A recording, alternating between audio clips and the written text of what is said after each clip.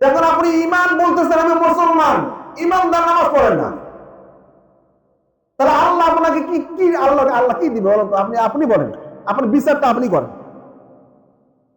দোষ দিয়ে আমরা ইসলামের দেই, দোষ দিয়ে আল্লাহর দেই, দোষ দিয়ে নিজের আছে এটার বলি না। আপনি ইমান আনছেন, নেক আমল করেন না, নেক আমল পেতে নামাজ পড়েন না, রোজা ঠিক মতো করেন না, হজ ঠিক মতো করেন না, যাকাত ঠিক মতো দেন না, গরিব হক আদায় করেন না, তাহলে তো আপনি ইসলাম এনে মুসলমান দাবি করে সফলতা অর্জন করতে চাচ্ছেন। সফলতা আদৌ সম্ভব? সম্ভব বলেন আপনারা? এই ফতোয়া আপনারা দিবেন, এইটা বিচার আপনারাই করেন।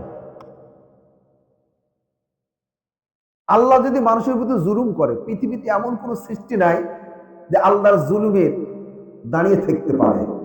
আল্লাহ বান্দার প্রতি দয়া করেছেন, আলা নাফসিহির রাহমাতান।